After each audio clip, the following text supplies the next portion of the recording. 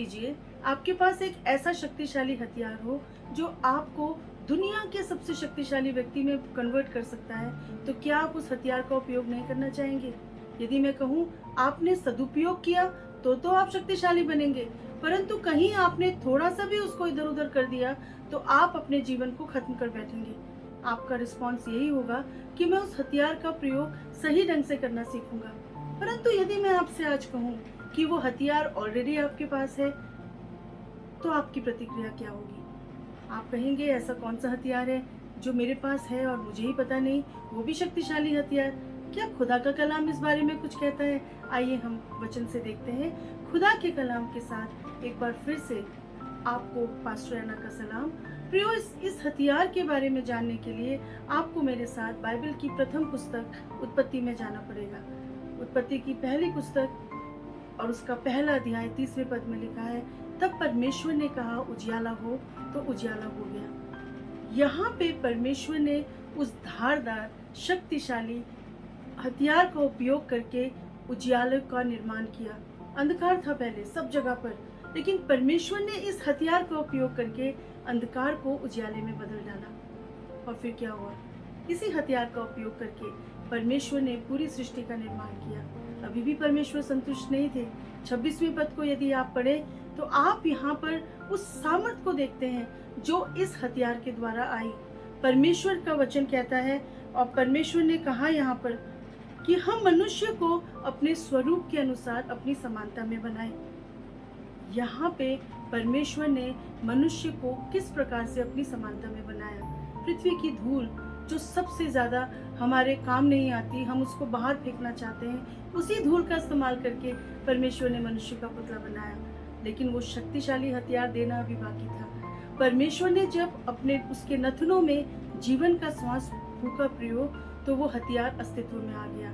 वो हथियार था जीभ, यानी कि टंग। और वो जीभ जो थी हरकत में आ गई। जब परमेश्वर के साथ मिलके वो जीभ हरकत में आई, काम करने लगी, तो परमेश्वर ने उसको अधिकार दिया कि वो समुद्र के जीव, पृथ्वी के जीव और जितनी भी सृष्टि की चीजें हैं उन सब पे वो अधिकार रखे। यहाँ तक कि परमेश्वर ने उसको उनका नाम रखने का भी अधिकार दिया। प्रयोग कुंजी थी परमेश्वर की कंपेनियनशिप में, परमेश्वर की संगति में बढ़ के आगे चलकर उस हथियार का उपयोग करना। लेकिन जब मनुष्य परमेश्वर की संगति से दूर हो गया, उसने प्रभु के विरोध में पाप किया, तो ये हथियार जो था उसी के विरोध में चलने लगा। यदि आप पढ़े प्रियो नीति वचन 18 अध्याय 21वां पद, तो यहाँ पर इस प्रकार से लिखा है, जीव के वश में मृत्यु और जीवन दोनों होते हैं, और जो उसे काम में लाना जानता है वो उसका फल भोगेगा। इस हथियार में परमेश्वर ने मृत्यु और जीवन दोनों ही सामर्थ्य आपको दे रखी है। It is up to you how you want to use it. यदि आप उसको सही ढंग से इस्तेमाल करते हैं तो आप जीवन को अपने जीवन में आता हुआ देखते हैं। यदि नहीं करते तो आपका जीवन नेगेटिविटी में जाने लगता है और आप विनाश की ओर बढ़ने लगते हैं। प्रभु की मनसा है प्रियो कि हम इस हथियार का सही ढंग से इस्तेमाल करें, परंतु समस्या ये है कि परमेश्वर के बगैर हम इस हथियार का सही ढंग से इस्तेमाल नहीं कर पाते। याकूब की पुस्तक उसका 3रा अध्याय 3 से 9 में इसका जिक्र है, परंतु मैं आपके साथ 7 से 8 वचन पढ़ना चाहूंगी। यहाँ लिखा है, क्योंकि हर प्रकार के वन पशु, पक्षी और रेंगने वाले जंतु और जलचर तो मनुष्य जाति के वश में हैं और हो भी गए हैं, पर जीव को मनुष्यों में से कोई वश में नहीं कर सकता। ये एक ऐसी बला है जो कभी रुकती ही नहीं, ये प्राण नाशक विष से भरी हुई है। तो देखा आपने, आप चाहें भी तो अपने आप जीभ को कंट्रोल में नहीं कर सकते। कई बार हम अक्सर सुनते हैं, मैं बोलना नहीं चाहती थी लेकिन मेरे मुंह से निकल गया। ये इसलिए निकला क्योंकि आपकी जीभ आपके द्वारा आपके वश में नहीं हो सकती। फिर कौन इसको वश में करेगा? जिसने बनाया है वही इसको वश में कर सकता है। एक रहस्य है कि आप अपनी जीभ को कैसे नियंत्रण में रखेंगे। प्रियो, हमें परमेश्वर की आवश्यकता है कि हम अपनी जीभ का सदुपयोग करें, उसको वश में रखें। यदि आप पढ़े भजन संहिता 19वां अध्याय 14वां पद, तो यहाँ पर लिखा हुआ है, मेरे मुंह के वचन और हृदय की बातें तेरे सम्मुख ग्रहण योग्य हो। यानी परमेश्वर वो सामर्थ है जो इस शक्तिशाली हथियार का सही रीति से आपको उपयोग करने में सहायता करेगी। क्या होता है, जब आप परमेश्वर की सामर्थ के अंतर्गत आते हैं, आपके मुंह से जिंदगी की बातें निकलने लगती है। You start speaking positively no matter what the situation is. और जब आप ऐसा करते हैं प्रियो, आप देखते हैं कि आपका जीवन बदलने लगता है। यहाँ पर लिखा गया है नीति वचन 21वां अध्याय 23वां पद, जो अपने मुंह को वश में रखता है वो अपने प्राण को विपत्तियों से बचाता है। आमेन। यदि आपको अपने मुंह को, अपनी जीभ को वश में रखना आ जाएगा तो आप बहुत सारी बातों से अपने आप को बचा लेंगे, संकट से बचा लेंगे। नीति वचन 12वां अध्याय 18वें पद के बी पार्ट में लिखा हुआ है, बुद्धिमान के बोलने से लोग चंगित पाते हैं। आपने देखा कि आपके मुंह में चंगाई की भी सामर्थ है। ये इसलिए है क्योंकि परमेश्वर की आत्मा आपके भीतर निवास करती है।